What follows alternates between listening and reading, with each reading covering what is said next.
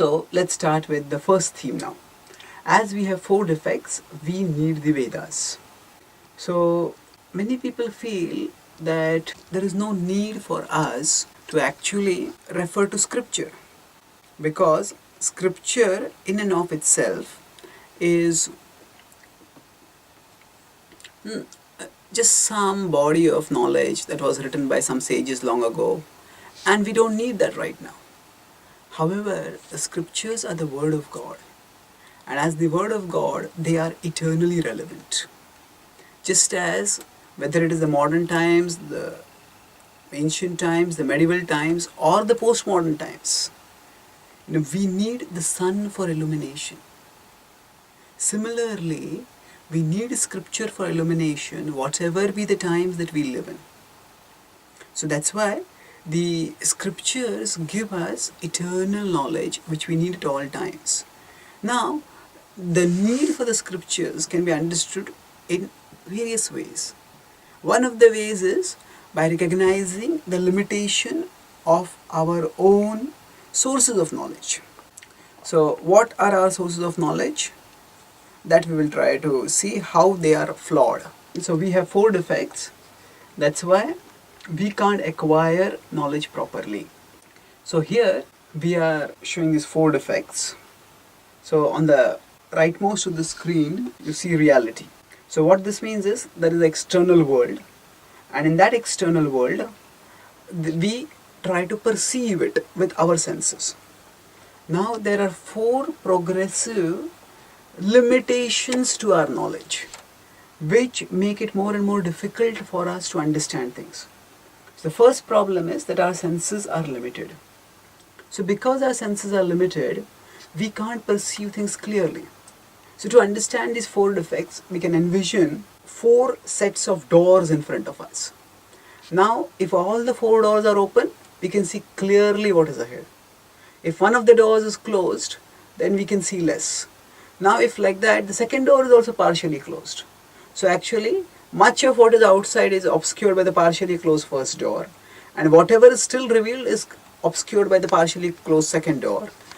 What is limitedly revealed beyond that, if a third door is also partially closed, then what will we see will be even lesser. And if the fourth door is also partially closed, what we'll be seeing will be even lesser. So like that, the four defects that we have, they progressively and increasingly limit the knowledge that we can acquire. So what are these four defects? These are generally understood and accepted in the Vedic literature, and Chaitanya Charitamrita also quotes them: Brahma, Pramad, Vipralipsa, and Karnapata. So let's look at these four. The first is in the sequence in which we are acquiring knowledge from outside. There is Karnapata. Karnapata is, Karana is the senses. Apatava means defective or limited. So limited senses. So our senses are limited. Now from the scientific perspective, we can perceive with our eyes only a limited range within the whole electromagnetic spectrum. We can see only the visible range. So that is limited senses. Then within the limited things that we perceive with our senses, the further problem is that we commit mistakes. So how do we commit mistakes? We may be counting notes, and if we are counting currency notes, there may be 100 notes, but we may count them to be 101. So we are using our fingers and we are counting, but we don't see properly. We don't count properly. So we all commit mistakes in various ways. That means beyond the limitedness of the senses, adding to the limitedness of the senses is that we commit mistakes. So the second defect. Then after that, there is a tendency to be illusioned. That means we are unconsciously error prone. So when we talk about mistakes, it is conscious. But illusion, the tendency to be illusioned, is actually the pramada, Brahma, Pramad, Vipralipsa, and Karnapata. So Brahma is the tendency to commit mistakes, Pramad is the tendency to be illusioned. So what is illusioned? For example, if I come from a cold room out, then suddenly that external atmosphere will seem to be much hotter than what it actually is. Now, if I have just eaten delicious gulab jamun and after that I eat something which is slightly sweet, that will not seem like sweet to me. So although there is some sugar in it, there is some sweetness in it, I can't perceive it because I have tasted something much more sweet.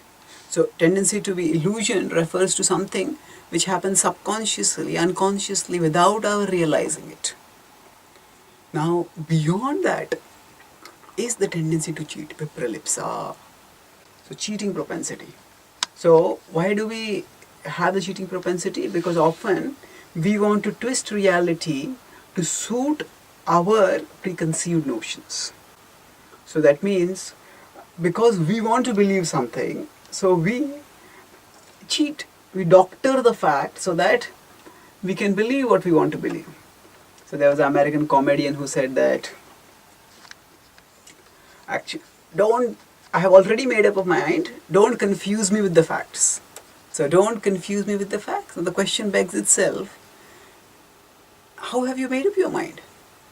If you don't want to know the facts, on what basis have you made up the mind? So of course, he is in a lighter vein pointing out the hypocrisy that sometimes riddles human opinion, and he's openly highlighting it, but many people conceal it, and they subvert, pervert, distort facts so that they can hold on to their opinion. So cheating propensity means that we deny or conceal the reality so that we can maintain our beliefs and propagate our beliefs to others. So let's look at this from another perspective, these four defects, to see how they progressively limit us and how they lead to illusions and delusions. So for example, if we could say that we have limited senses. So if you want to look at the world and say, where did this come from? This whole world is so complex. From where did it come? So with our limited senses, we can't see the Creator. We can't see God. So because we can't see God, so at the first level, with our limited senses, we say there is no God. I can't see Him. Then there is mistakes. We all commit mistakes. So then what is the mistake that we commit? We see with our senses, we say, okay, humans and monkeys look similar. So probably they are related. Maybe one came from the other, humans came from monkeys, or both came from some ancestor. So basically, we start speculating. Now, what is the mistake over here? The mistake is based on external perceptions. If we just look at the externals, and we have similarities, but internally, anatomically, there is such difference. Intellectually, there is such difference. So, we conclude, because we don't see any designer, there is no designer. And after concluding that there is no designer, the next step that we do is, we assume that it has come about by chance, by natural selection. And what is the illusion? Illusion is, we go further, and we start thinking, okay, humans look like monkeys. So, monkeys scratch their head, we humans scratch our head. Monkeys wink, we humans wink. Monkeys make faces, we make faces. So probably, humans must have come from monkeys. Monkeys were walking on all fours. Monkeys came up, the tail disappeared, and Homo sapiens came out. So this is a fairy tale. But what happens is, we are put into illusion and we believe the fairy tale. And then after that, there is a cheating propensity. What is the cheating propensity? That even when there is evidence that contradicts such fairy tales, we deny that evidence. And even when there is evidence of the antiquity of the human race, we conceal that evidence. And that's how we maintain our faith in our pet beliefs. So one of Srila Prabhupada's scholarly disciples, the Karma Prabhu, has written about the extensive evidence that counters the theory of evolution that has been subverted and concealed just so that the theory could be believed.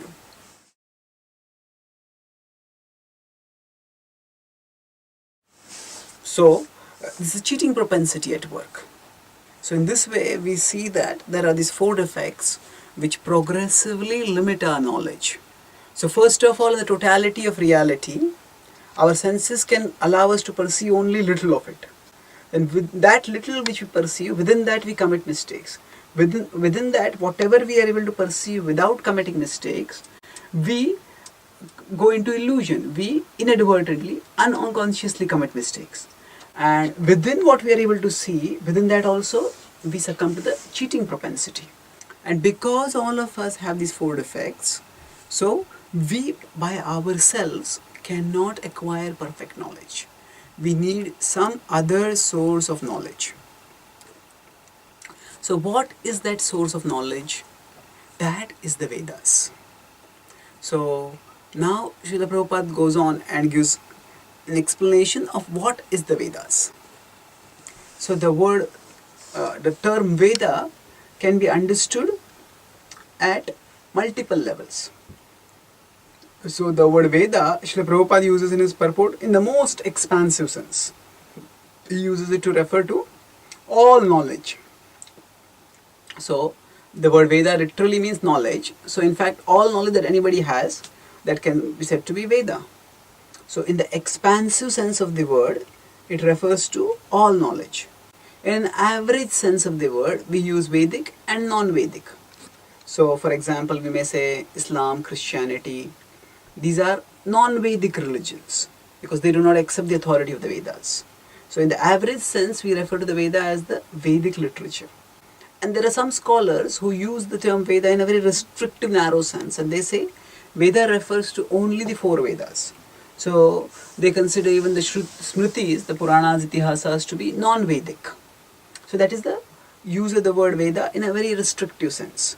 Now, let's go back to the overview. So Srila Prabhupada talks about Vedas give universal and axiomatic wisdom. So, what do we mean by universal and axiomatic?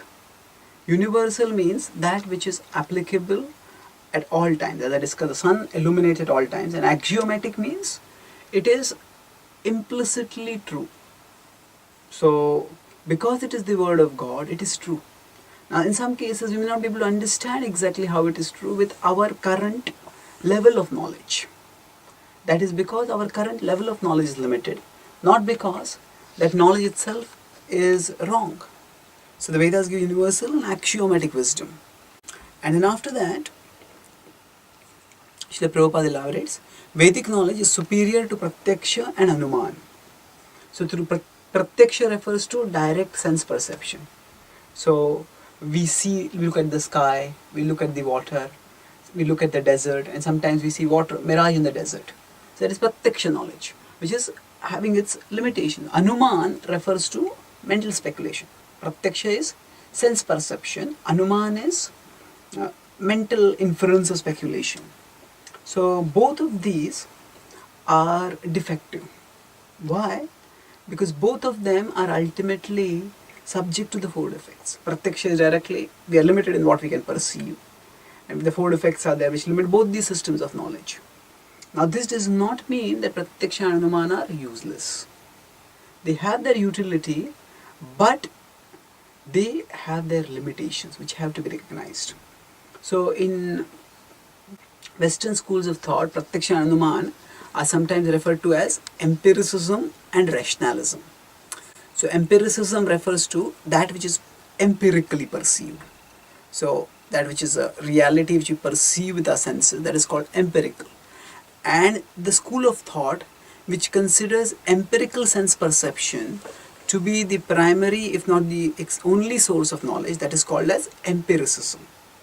And rationalism refers to Anuman. So rationalism means that school of knowledge, a school of thought, which considers logical inference to be the primary source of knowledge. So Pratyaksha and Anuman. And Srila Prabhupada explains that both of these are defective. So Vedic knowledge is superior to Pratyaksha and Anuman. Now why is it superior? Because both Pratyaksha and Anuman are human intelligence based. And human intelligence itself is finite and fallible. Whereas the divine intelligence, the intelligence of God, is infinite and infallible. Because of that, the Vedic knowledge is superior to Pratyaksha and Anumana. Now, Srila Prabhupada is talking about Vedic knowledge first in terms of its inherent quality of being perfect. But now Srila Prabhupada in the paragraphs 10 to 12 goes forward and talks of another theme, that there is beyond this world the transcendental realm. And when we come to the transcendental realm, the only way to know about transcendental knowledge is through scripture. Because the very word transcend means to go beyond. So Srila Prabhupada writes, the Vedas and ultimately Krishna, who is the ultimate revelation of the Vedas, are the only way to know about the transcendental realm, about Krishna. So we have knowledge that we can perceive with our senses, but the spiritual world is something which we can never perceive with our senses directly. No matter how sophisticated a microscope we have, if we put the microscope in the area of the heart, we will not be able to see the soul. Not because the microscope's resolution is not high enough, but because the microscope perceives only matter, and the soul is not material. So therefore, we need a different kind of perception, spiritual perception. And that spiritual perception happens through purification and awakening of the soul's spiritual faculties. But before that, it happens through scripture. Scripture is revealed to us by God, who is perceiving the spiritual reality, and He gives that revelation and explanation to us. So the Vedas are the only way to know about the transcendental realm.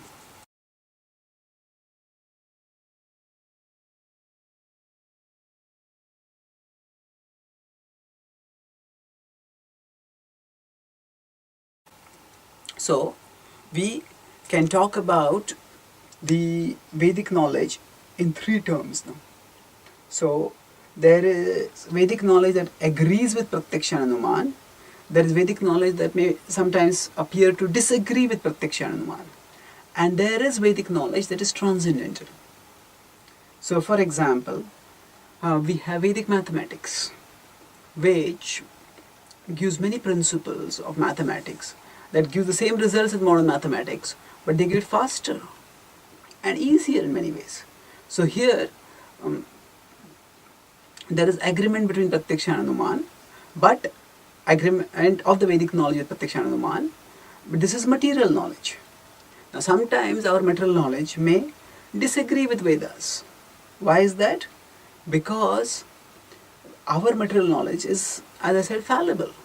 So we may perceive something in a particular way, and later on 50 years, 100 years down the line, we will understand that, oh, what we perceived earlier was wrong. So either way, our focus is not on that which agrees or that which disagrees. Our focus is on that Vedic knowledge which transcends. This is our focus, because we are interested ultimately in going beyond the material world to the spiritual world. So for that transcendental realm, which is beyond material sense perception, the only way to acquire knowledge is through scripture. The only way to actually know about Krishna, who lives in the transcendental realm, is through scripture. So it's just beyond material proof and material disproof, that there is a spiritual world beyond the material world, and in that there are multiple planets, and that the topmost planet is Krishna Loka. In that, God in his highest manifestation as a bluish black cowherd boy exists, playing a flute and wearing a peacock feather and herding cows and dancing with cowherd girls. Now this is something which is just beyond the scope of any microscope or telescope. So this is the knowledge that transcends, and it can neither be proven nor disproven by science, by Pratyaksha or Anuman. So our ultimate goal is to focus on that knowledge. And how do we focus on that knowledge? By actually studying about that knowledge through scriptures. But essentially, we need to focus on scriptural knowledge that is transcending the material sources of knowledge. because that is the essential revelation of the Vedic scriptures, what the ultimate goal of life is. And Srila Prabhupada makes that clear in the next paragraph, that Krishna is the ultimate goal of the Vedas. That Krishna is the person who is to be known through all the Vedas. How is that? As we discussed earlier in this class, Vedaischa sarvairahameva vedya. That the Bhagavad Gita clearly says that by all the Vedas I am to be known. In fact, Krishna goes on further in that same train of thought in the 15th chapter. This verse is 15.15. Krishna goes forward and he says that one who understands this truth about me, such a person knows everything. In 15.9 it says, Yo mameva sammudho janati purushottama sa sarvavid bhajati mam sarva bhavena bharata. Such a person, one who studies and understands the Vedas and knows through them that I am the ultimate goal, I am the supreme person, it is I who am to be known, such a person is Sarvavid, knows everything. So, how is Krishna the ultimate goal of the Vedas? From the external perspective, somebody may say that the name Krishna is not mentioned itself in the Vedas. That is not entirely true.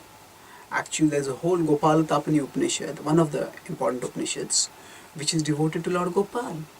And there are even in the Vedas themselves, there is Devaki Putra Vasudeva mentioned over there. So it's not that the Vedas do not have any reference to Krishna, but we have to understand that each book has a particular purpose, and that purpose is served by that book's focus. So when we want to study a particular book, we have to understand what is its focus. Then we will be able to get a clear understanding of where it stands in the Vedic context. So there is, in the broad body of Vedic knowledge can be divided into three sections. It's Karma Kanda, Jnana Kanda and Bhakti. So Karma Kanda talks about primarily Dharma, Artha, Kama. It hints towards moksha, but not much about moksha. So Karma Kanda, as the word is karma. Karma refers to action. Now, of course, the Vedic scriptures do talk about action in a religious context. So the Vedas primarily talk about Karma Kanda. They talk about material religiosity which will give materially good results. That means if a person practices religiosity, dharma, then what will that person get by that? Artha and Kama. So that's what everybody wants in life. People want artha, people want sense gratification, that is Kama. Money will help her to get sense gratification. So people want artha and Kama. So the Vedas tell us that yes, you want that, practice religion, and by that you will get artha and Kama. So now when the four Vedas focus on this particular tripartite goals of life, Dharma, Artha and Kama, then naturally the characters that they will describe and glorify will be accordingly given. So that's why the Vedas glorify Indra a lot. Why? Because Indra is the model for those who want to do Dharma, Artha, Kama. The Vedas describe that Indra did a lot of yajnas when he was on earth, and by doing all those yajnas he became qualified to become Indra. So we will discuss what is the purpose of Karma Kanda later, but the point is that every book, even within the Vedic canon, has a particular purpose. So for example, if we have a jail manual within the Indian country, now the jail manual may not mention the name of the Prime Minister of India. Why? Because that is not relevant for the people who are living in the jail. And certainly if the Prime Minister of India has a nickname, say he is called by his mother or his brother as Manu, as a shortened name, then that name will obviously not be found in any official book, a book which is the literature for the prisoners, which gives guidance for them. Similarly, Krishna is a very intimate name of God that is not found within the Vedas directly, although there are hints towards it, there are good pointers towards it. But the focus of the Vedas is Karma Kanda, and for that purpose they focus on Dharma, Artha, Kama. Of course, Vishnu is mentioned there in the Vedas. Why? Because Vishnu is more or less God in an official mode. Vishnu is God as administrator. Vishnu is God who accepts the sacrifices of Yajna. Vishnu is the God who is invoked by all the Devatas when they are in danger. So in this way, the Vedas do talk about Vishnu, but ultimately the Vedas lead towards Krishna. How? Through this progression. So if you imagine an axis, there's x-axis, there's y-axis. So now along the y-axis, the negative side is material things, and the positive side is spiritual things. So karma kand is all on the negative side, moving towards upwards, towards the positive side. That means people want to do materialistic activities. Many people do sinful materialistic activities, but the scriptures say whatever material results you want, you can get them by doing pious activities, by doing activities that are meant for getting material results, but in a pious way. So that's what is the focus of the Karma Kanda. Now after that Karma Kanda, there is Jnana Kanda. In the Jnana Kanda, the Upanishads are the primary literature. And here the need of philosophy is recognized. Okay, even if I do the yajna and go to heaven, what will I attain by that? The heavens are also temporary. Those who are in the heavens will also die. I have to understand my spiritual nature. And that spiritual nature is talked about in Jnana Kanda. The Upanishads primarily talk of the absolute truth in negative terms. That means everything that was attractive for the karmakandis, that is negated, rejected and subordinated in the Upanishads. That means they say, okay, you are attracted to forms, you are attracted to names, you are attracted to people, you are attracted to big planets and worlds and kingdoms. But what is the use of all this? It's all temporary. It's all ultimately going to be the loss. The Upanishads focus on detachment, and they slowly create the foundation by which people can eventually understand spiritual knowledge in its positive aspect, its aspect of Krishna, God as a living, loving person who conceals his godhood so that he can reciprocate love. That is the vision of God that is given in the Bhakti literature. So the third part, of course, is Upasana Kanda, and in Upasana Kanda, the ultimate is Bhakti, is pure and alloyed devotion to the Supreme Lord. And that is talked about in the Srimad Bhagavatam. So when Srila Prabhupada says all the Vedas are meant for Krishna, the Vedas may not directly talk about Krishna, but they are progressively leading everyone towards Krishna. And that is the purpose and perfection of the Vedic literature. So this is the progression. First, people are atheistic. They are told, you want material things, you will get them through the Vedas. Do Karma Kanda.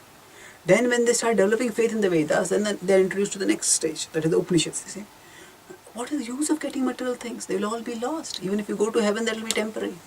Inquire about spiritual things. That's what the Upanishads do. Reject the material, turn towards the spiritual. And then in Upasana Kanda, culminating in Bhakti, in the Srimad Bhagavatam, spiritual things are not just the opposite of material things. They are not just the rejection of material things. Spiritual things also have variety, beauty, their own wonderful reality. And there is a reciprocity between the souls and the all-attractive Supreme Lord. And that entering into the reciprocations is the ultimate goal of life. This is the progression. So, in this way, the Vedas ultimately take us towards Krishna. And that is what Srila Prabhupada is saying. And then Srila Prabhupada concludes his lecture over here, which is the introduction to Ishopanishad, by giving a brief overview of the history of the Vedas and how their essence is the Srimad Bhagavatam. So that is what I was talking about here. That essentially, when we talk about spiritual knowledge, we are talking about knowledge that is beyond material.